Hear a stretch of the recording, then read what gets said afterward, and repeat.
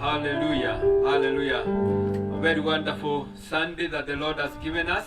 I want to welcome every one of you who is watching all over the world, wherever you are. I want to welcome you to this service today. It's a privilege to see this day, the last day of the month of May.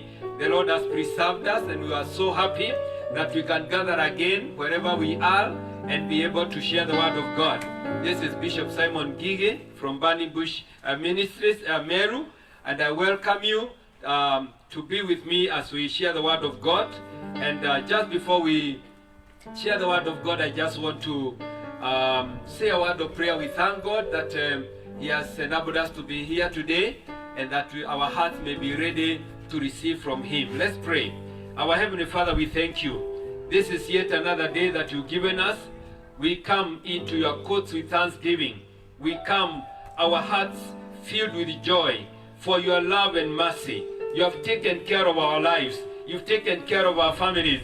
You've taken care of our nation. And Lord, we thank you that today we have the breath of life. We thank you that we have an opportunity to say that Jesus Christ is Lord. Father, I pray as I bring the word of God this morning, that the Spirit of God will anoint me and prepare me, Lord, even to be able to speak the word of God according to your will, O God.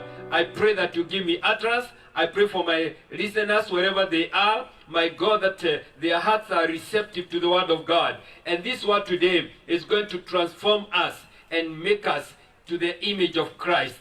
I give you thanks and I bless you in Jesus' name. Amen, amen, amen. Thank you very much. Those who are with me last Sunday, I began a topic on what the fathers carry.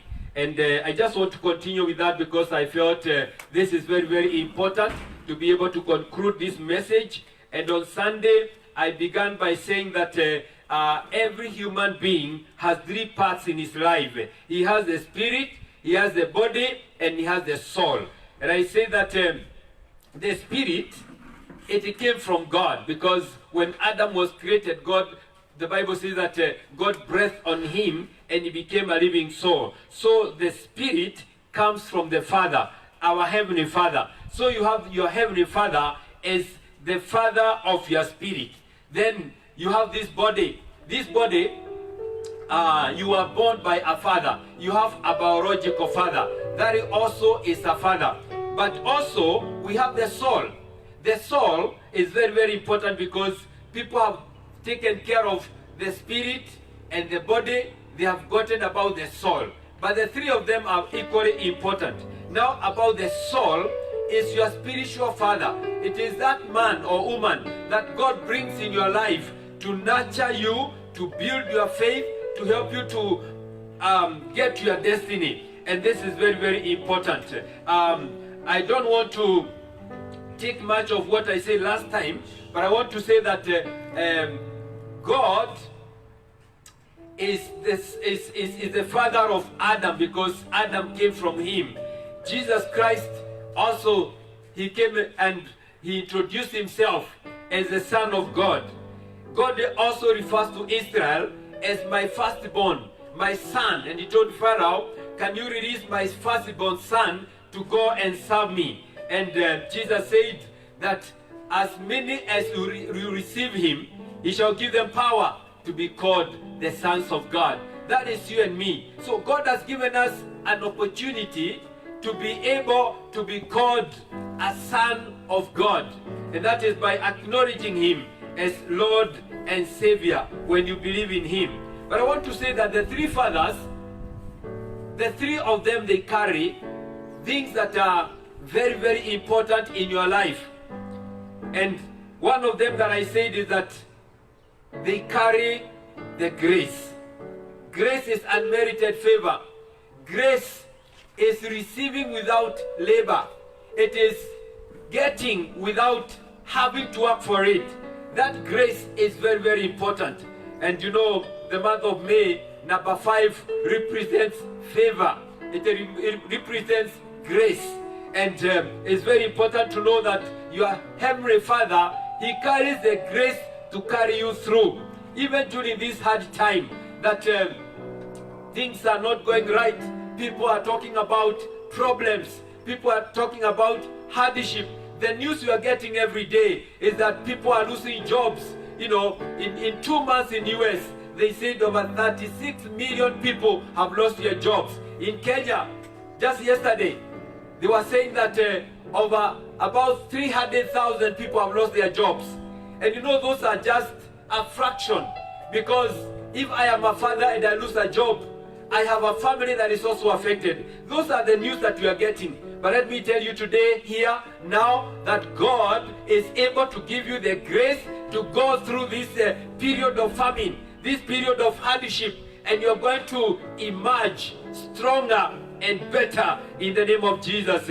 Your father who bore you, he carries a grace. Even if he's not educated, he may not have acquired much in this world, but in him, he carries the grace that you need a time like now. But I also want to say that you need a spiritual father who will also get you the grace to move on in this life. And God has given us a special graces that we can be able to impart on our sons and our daughters in the name of Jesus. And number two today, I want to talk about number two, the second thing that the three fathers carry. I call it they are life carriers. They carry life. And in Genesis chapter 2, verse 7, the Bible says that God formed man of the dust of the ground and breathed into his nostrils, and man became a living being. Adam was built on or rather molded by the dust, and he lay on the table there breathless. And God came by the Spirit of God. He breathed on him and he became a living being. So life comes from a father. In Genesis chapter 4 verse 11, the Bible says that now Adam knew Eve his wife, and she conceived and bore Cain. So Cain was born by the father, the biological father. He gave him life.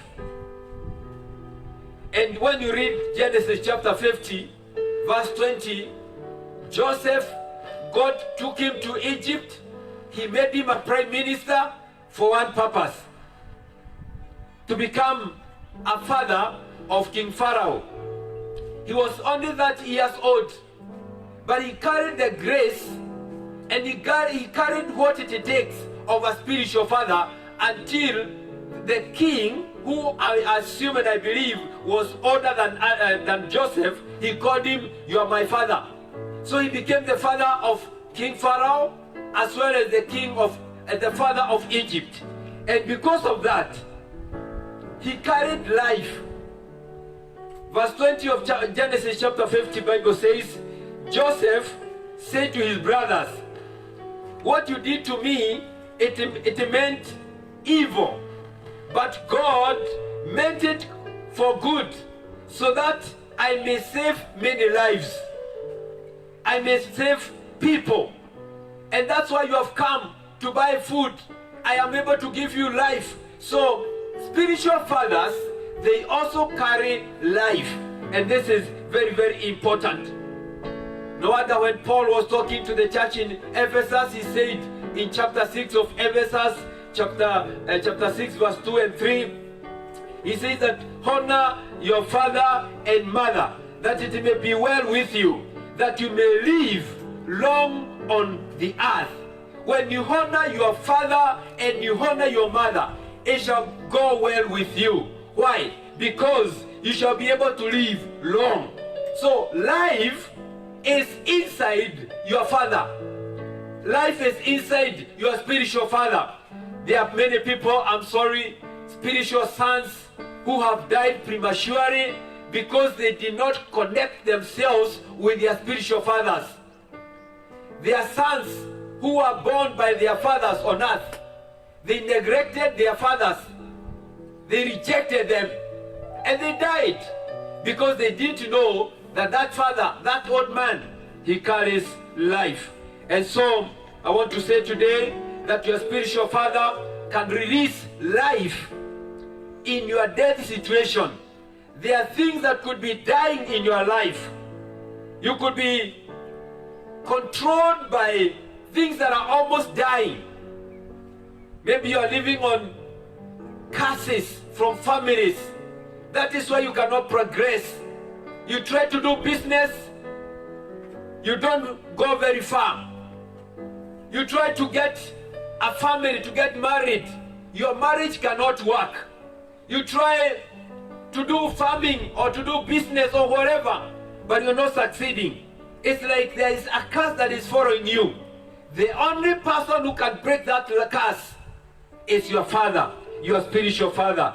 Some of us, we have witnessed young people who are dying premature death. You know, when you die in your prime, in your 40, in your 20, in your 30, in your 40, that is even the life, they say the life begins at 40.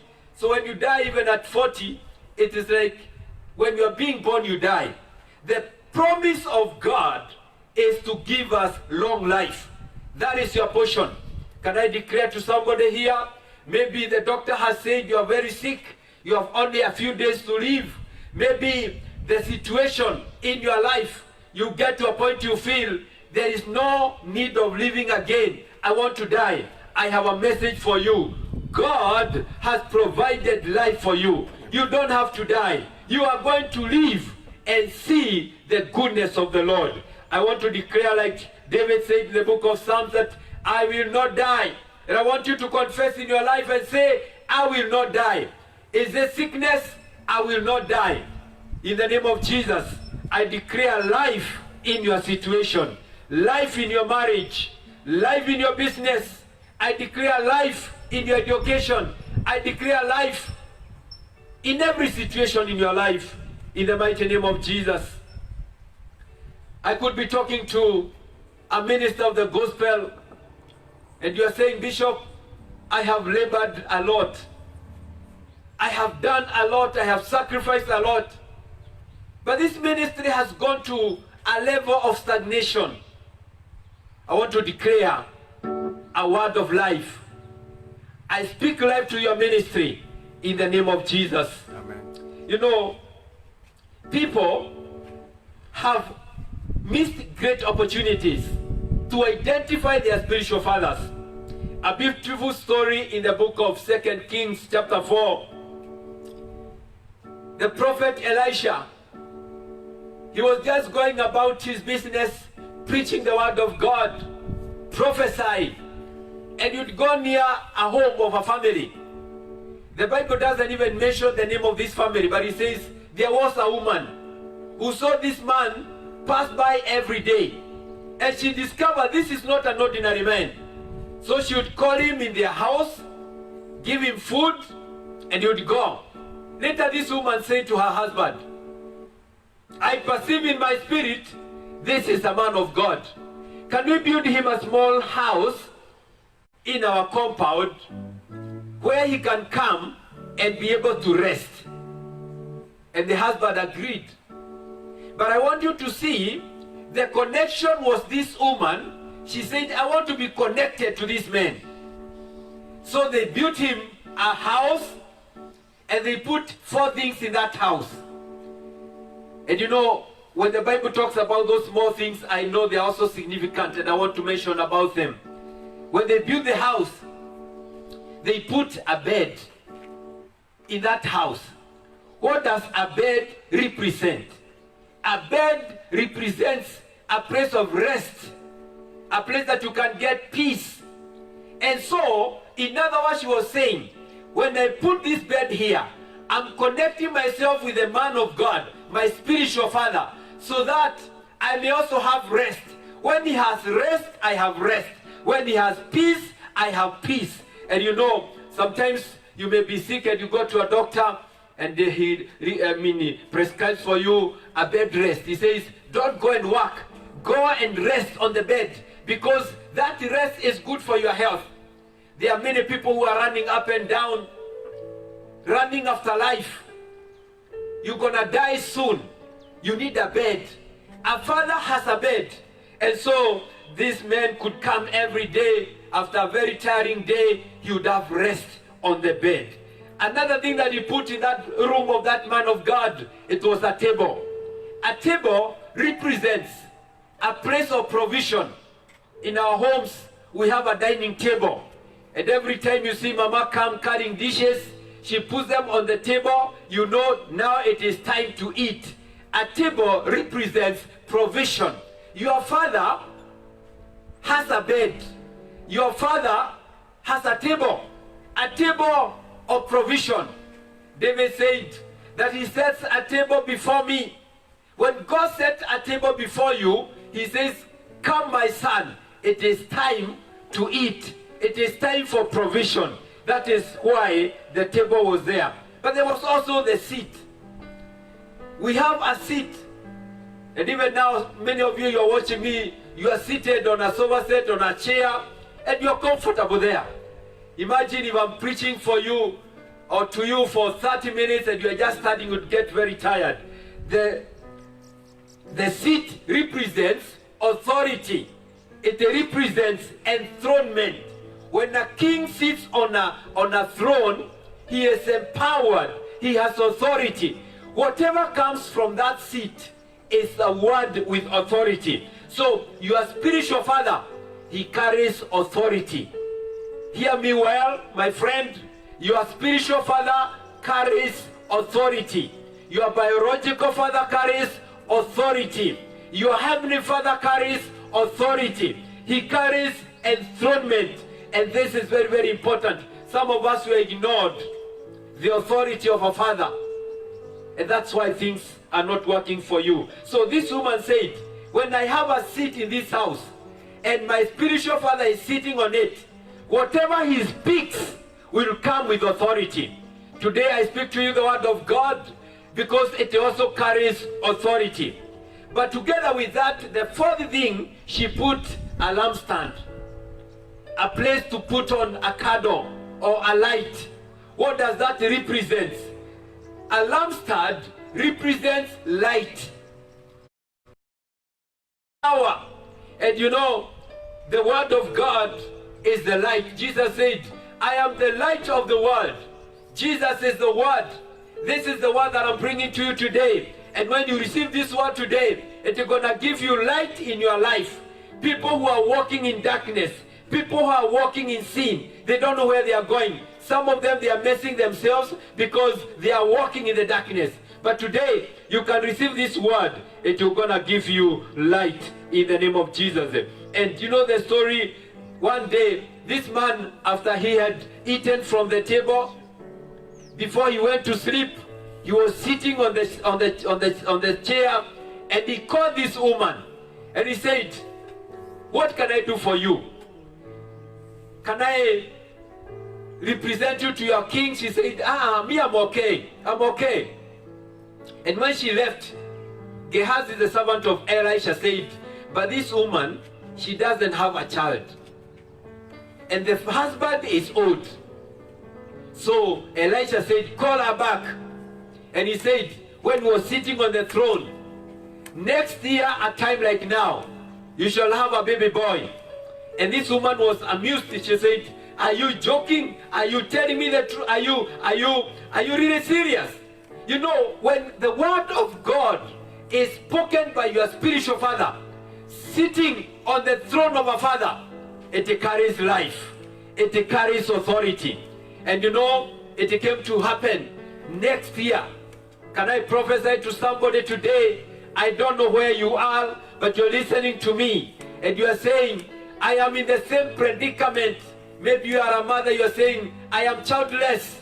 I'm talking to you. You are a father, you are saying, I am childless. I'm speaking to you. The same word that was spoken by Elisha, seated on that seat. I sit on this altar of God today. I declare in your life, next year time like now, God gonna bless you with a baby to the glory of his holy name, in Jesus' name. And sure enough, she got a baby boy. One day the Bible says, this boy went to the father in the farm. And when he was there, he got sick. He said, oh, my head, my head. He was crying to his biological father. But I also want to show you, you can also have a biological father, but there is no connection. When the boy was crying of sickness and pain, instead of the biological father taking care of him, the Bible says, I don't have time to read for you, but read 2 Kings chapter 4. The father said to the servant, take this boy to the mother. Imagine a biological father, the son is sick, instead of taking care of him, take him to the mother. But I know why. He had no connection with the spiritual father. When the child was taken to the mother took hold of this baby or this boy. She put her on her laps and she was praying. But finally this boy died. You know what this mama did? She knew that bed in that house of Elisha, it has life. She went and laid this boy on the bed of Elisha. Why not in their bedroom? She knew the power that life was in the bed that was in the room of the father. She put the baby, the dead body, on the bed, and she took a donkey and she ran towards her spiritual father. When she got there, he said, is it well with you? Is it well with your son? Is it well with your family? She says, all is well. Was she lying? No. She knew, as long as I've come to my spiritual father, even though my son is dead, this one, with authority, is going to come back to life. And you know, finally he knew that the boy was dead. He had a staff or a rod. He gave it to Gehazi. Go and lay this rod on the dead body. Now I also want you to see, Gehazi was serving Elisha, and he would have thought automatically he would be a spiritual son, but he wasn't. Gehazi is a picture of religion. Many people, they go to church, they love God, oh, they give their tithe and their offering, they are serving in the church, they are so committed. Others have even given their piece of land for the church to build, but they are not connected to their spiritual father. Very dangerous. You'll be there, you can carry the staff of your bishop, but it will mean nothing to you. You can carry the mantle, you can carry even the Bible of your bishop, of your pastor, but if you're not connected, it is just a servant. He was not a son, he was a servant. So he went with the rod did nothing. Whatever you think you are carrying because you are connected or you are called after that big church or that pastor, if you are not connected to him as a spiritual father, nothing will work for you. So eventually Elisha came, and the Bible says that he lay on the son who was lying on his bed, and the boy sneezed and he became alive again. What am I saying, my friend? A spiritual father, he carries life in himself. Hallelujah. And also, a father carries a voice of God. He connects you to the voice of God.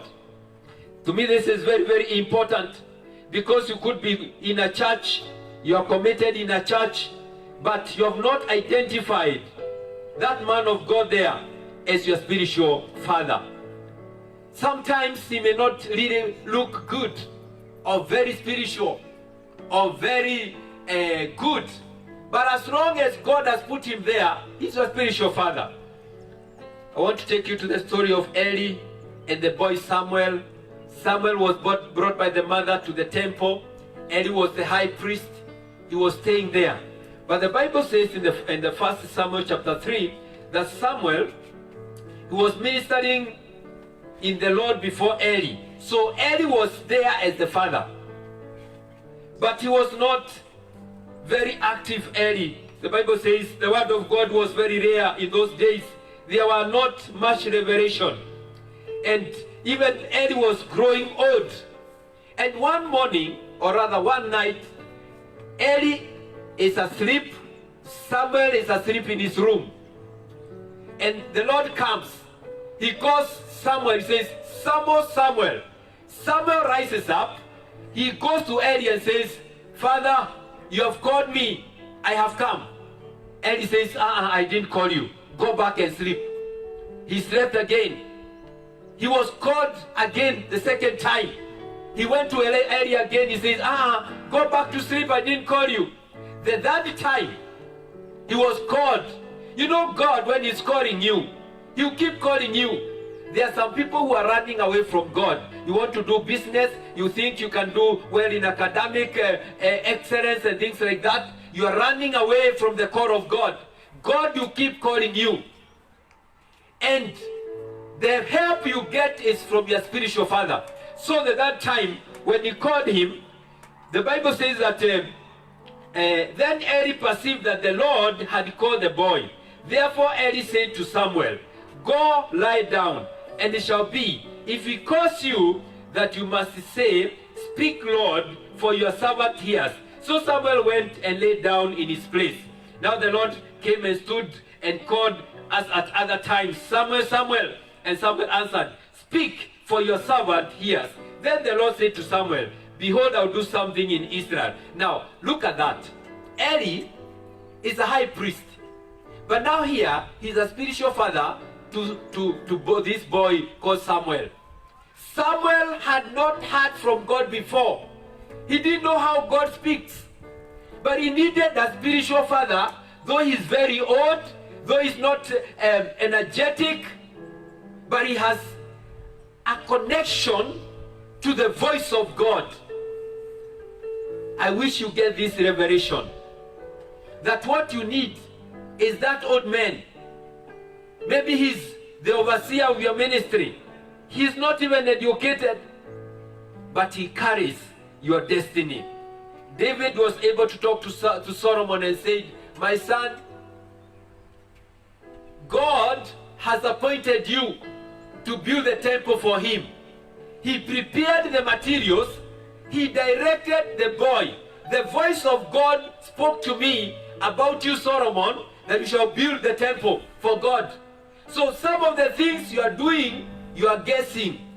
Go back to your spiritual father. He'll give you direction. He'll tell you the path to go, the way to go, and you're not going to miss the way in the name of Jesus. And I want to say that as spiritual father, you bring up to you the fulfillment of the purpose of God in your life. Your spiritual father will help you to get to your destiny. Your spiritual father will help you to walk without doing mistakes that others have been doing. You know, some people say, I want this young man to struggle in the ministry because we suffered in the early 90s, in the early 80s. That is wrong for a father. Me, I went to school without a pair of shoes until I went to high school.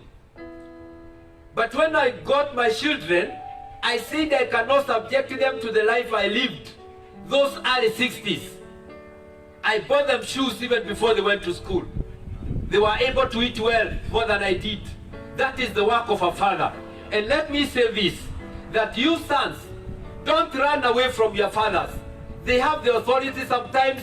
They will rebuke you, they will chastise you, they will spank you. That is good. That is the work of a father. He will give you discipline. But together with the discipline, he comes with love. And this is very, very important. Can I say that you need this father? Can you respect him? Can you honor him? Can you speak good about your father? Let me caution you, my friend. Never speak evil about your spiritual father. Never. Even when you hear others talking, you know he has weaknesses. Don't participate in that talk. Also, I want to advise you that every time that you visit your father, don't visit him empty-handed. He needs something. When you give him that something, you're going to be blessed. And I also want to say this, young ministers, can you ensure that you operate under the cover of your spiritual father? There are battles that you are fighting now, you'll never fight them again when you subject yourself to your father. And finally, number 4, fathers, they are carriers of blessings.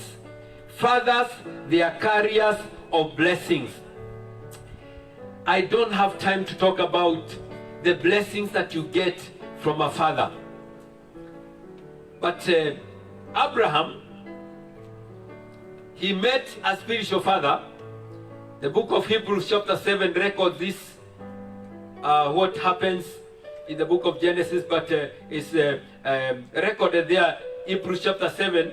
Bible says from verse 1, for this Melchizedek, king of Salem, priest of the Most High God, who met Abraham returning from the slaughter of the kings, and blessed him, to whom also Abraham gave a 10th part of all, first being translated king of righteousness, and then also king of Salem, meaning king of peace, without father, without mother, without genealogy, having neither beginning of days nor end of day of life, but made like the Son of Man, remains a priest continually.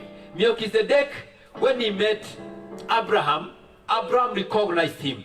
This is a spiritual father. He gave him a tithe, 10th of his wealth. And the Bible says that this Melchizedek, he carried 2 offices. He was the king of Jerusalem, but he was also a priest. So he carried 2 offices. And when he came to him and he gave a tithe, the Bible says that Melchizedek blessed him. He gave him the spirit of leadership, the blessing of leadership. That's why Abraham is called a father of many nations.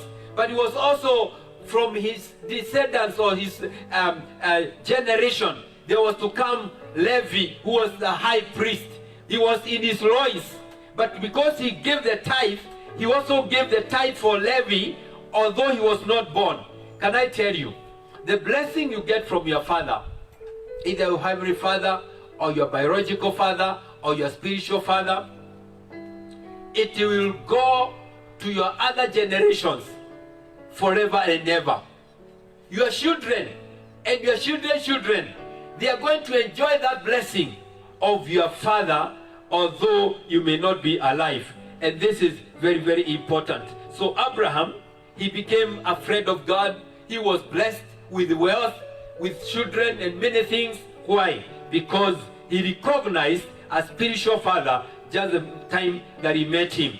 I also want you to know that Paul also had a son, Timothy, who was his spiritual son. He imparted in him spiritual gifts. Some of us, our gifts are dormant. All you need is the Father to come and ignite them, to come and provoke them, to come and give them a kickstart, and they're gonna do great things in your life.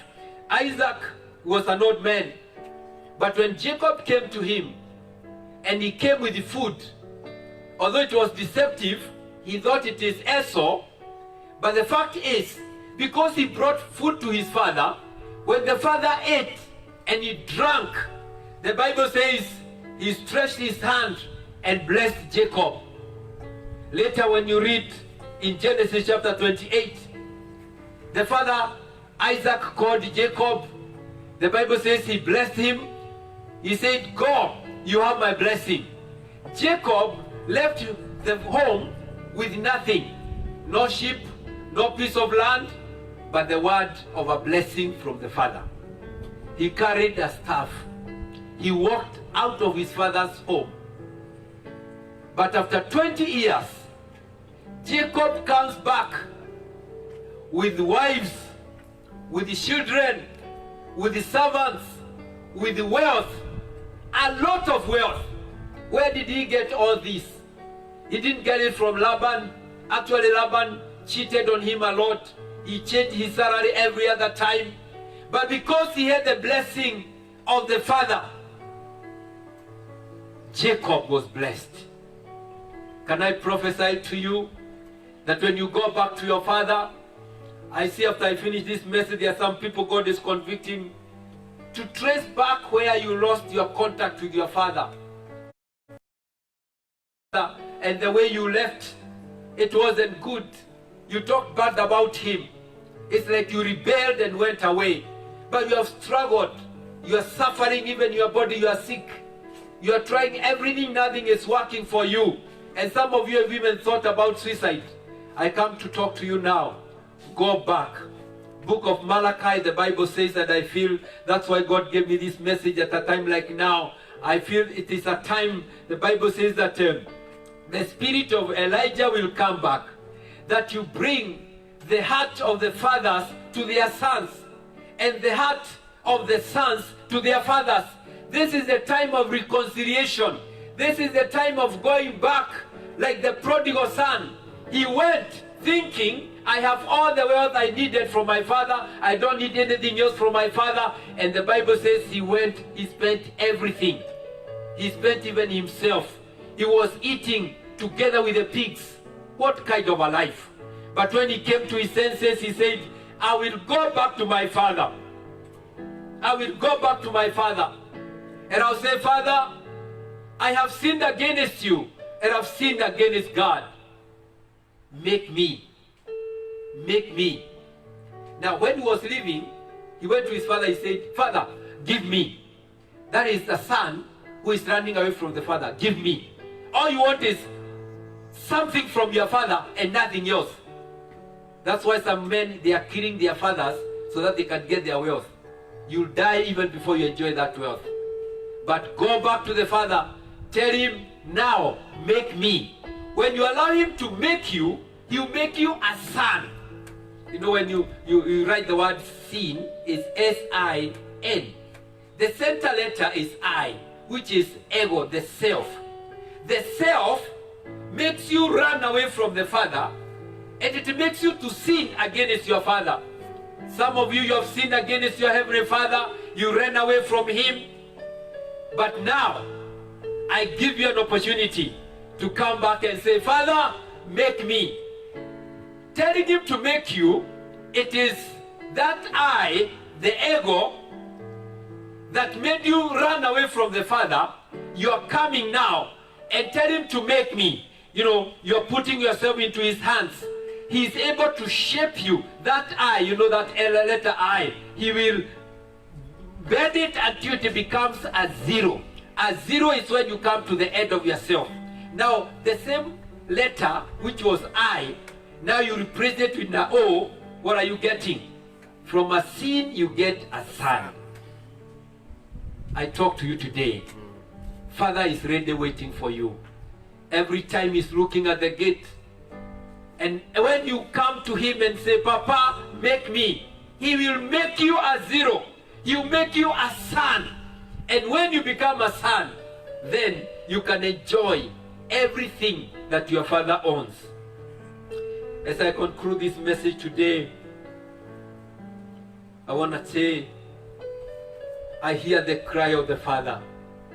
My son, come back home. I hear the cry of your heavenly father say, my son, my daughter, doesn't matter how much sin you have sinned. Even if your sins are as red as scarlet, I'll make them as white as snow. Your father is a maker. He's gonna make you somebody. You are nothing. He'll make you somebody. You ran away from your biological father, go back to your father. He carries all the four things I've said. You ran away from your spiritual father, or you don't have a spiritual father, go look for him. He is waiting for you. And I want to say as I conclude, the same father who carries blessings, he also carries curses. Those are the only three fathers who can bless you, who can curse you. Your heavenly father, your biological father, your spiritual father. I want to pray with somebody. Let's just pray now. Maybe you are saying, yes, I have discovered I've run away from my heavenly father. He created me. The breath I breathe came from him. I want to surrender my life to him. I want to give you an opportunity. And even now as I pray, I know there are people who are crying right now. The power of God is upon you. You are saying, yes, I didn't know I messed myself. I ran away even from my biological father. I've suffered a lot. I will go back to my biological father. Somebody is saying, yes, I thought I'm serving God, but I've ran away from the grace that is carried by my father. And now I surrender back to him. Go and look for your father. God is turning the hearts of the fathers to their sons, and the hearts of the sons to their fathers. This is the time. Heavenly Father, I want to thank you for your word today, that you're calling unto everyone, because you are our Heavenly Father. The life we live, the breath we breathe, the being that we are, is because of you. And many who have run away from you, as they pray this prayer of repentance, Lord, I pray that you receive them. If you're one of them, you're saying, yes, I want to come back to my Heavenly Father, pray this prayer after me. Say, Lord Jesus, forgive my sins. I am a sinner. From today, I come to you. Make me your son, and I will remain in your house all the days of my life. Father, I also pray for many who are watching this program, and they are saying, I want to go back to my biological father. I never knew he carries my grace. He carries my life. He carries my blessing. He carries my voice of God. As they go back to their fathers, I pray that the fathers, you receive them. Some they cast them, but I pray that they'll revert it and bless these sons in Jesus' name. I pray for those who ran away from their spiritual fathers. They have labored in vain. Now, as they go back to their fathers and they say, Papa, make me, allow them to love them, to bless them, that they may make them real sons. I pray that the spirit of reconciliation is working right now all over, wherever this voice is heard, in the mighty name of Jesus. And I give you praise, Lord. I pray this believing in Jesus' name. Amen and amen.